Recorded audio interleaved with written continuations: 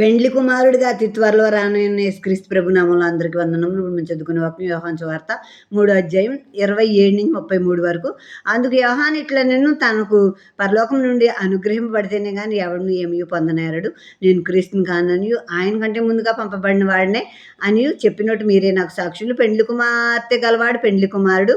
అయితే నిలవబడి పెండ్లి కుమారుని స్వరం వినడి స్నేహితుడు ఆ పెండ్లి కుమారుని స్వరం విని మిక్కిలి సంతోషించును. ఈ నా సంతోషం పరిపూర్ణమై ఉన్నది. ఆయన హెచ్చవలసి ఉన్నది, నేను తగ్గవలసి ఉన్నది. పైనుండి వచ్చేవాడు అందరికీ పైన ఉన్నవాడు, భూమి మీద నుండి వచ్చేవాడు భూ సంబంధి అయి భూ సంబంధమైన సంగతులను గురించి మాట్లాడును. పరలోకము నుండి వచ్చేవాడు అందరికీ పైగా నుండి తను కనవాటిని గూర్చి ఉన్నవాటిని గూర్చి సాక్ష్యం ఇచ్చును. ఆయన సాక్ష్యం ఎవడును అంగీకరింపడు. ఆయన సాక్ష్యం అంగీకరించిన వాడు దేవుడు సత్యవంతుడు అను మాటకు ముద్ర వేసి ఉన్నాడు. ఎలయనగా దేవుడు తాను పంపిన వానికి కొరత లేకుండా ఆత్మ అనుగ్రహించను కనుక ఆయన దేవుని మాటలే పలుకును. ఇక్కడ యోహాన్తో చెప్పారు కదా, బాప్తిస్మిచ్చే యోహాన్తో శిష్యులు వచ్చి ఆయన కూడా బాప్తిస్మిస్తున్నారని చెప్పినప్పుడు పైనుంచి అనుగ్రహింపబడితేనే కానీ ఎవరు ఏమీ చేయలేరు. అంటే మనకు దేవుడు పైనుంచి అనుగ్రహిస్తేనే మనం ఈ లోకంలో ఏదైనా చేయగలుగుతాం అని చెప్పి నేను క్రీస్తుని కాదని చెప్పినట్టు మీరే నాకు సాక్షులు. నేను క్రీస్తుని కాదని బాప్తిస్మ ఇచ్చే యోహాన్ చెప్పాడు, మీరే సాక్షులని ఆ శిష్యులతో చెప్తున్నాడు. పెండ్లి కుమార్తె గలవాడు పెండ్లి కుమారుడు. ఇప్పుడు యేసుక్రీస్తు ప్రభుకి ఎవరున్నారో పెండ్లి కుమార్తె ఉంది, సంఘమనే పెండ్లి కుమార్తె ఉంది. యేసుక్రీస్తు ప్రభు పెండ్లి కుమారుడు కనుక పెండ్లి కుమార్తె గలవాడు పెండ్లి కుమారుడు.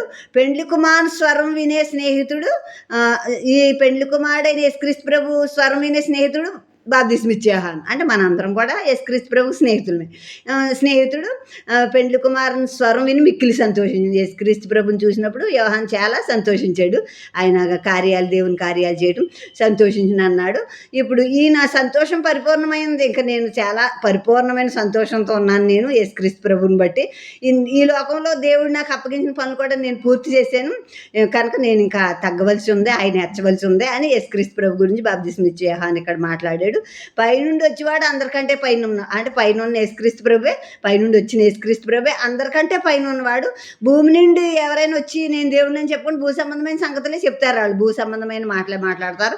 పరలోకం నుండి వచ్చిన వాడు అందరికంటే పైన ఉన్నవాడు ఆయన కనుక తాను కన్వాటిని ఉన్నవాటిని గురించి సాక్ష్యం ఇచ్చారు కదా. యేసుక్రీస్తు ప్రభు పైన ఉన్న వాటి గురించే సాక్ష్యం ఇచ్చారు కదా. ఆయన సాక్ష్యం ఎవడు అంగీకరించిన వారు ఎందరో ఉన్నారు. ఆయన సాక్ష్యం అంగీకరించిన వాడు దేవుడు సత్యవంతుడు అన్న మాటకు ముద్ర వేసి ఉన్నాడంట. ఆయన సాక్ష్యం అంగీకరించామనుకో దేవుడు సత్యవంతుడే నిజమే అన్న మాటకి మనం ముద్ర వేసిన వాళ్ళం అయి ఉంటాం. కనుక దేవుడు పంపిన వారికి దేవుడు అంటే కొరత లేకుండా తన ఆత్మను అనుగ్రహిస్తానంటున్నారు.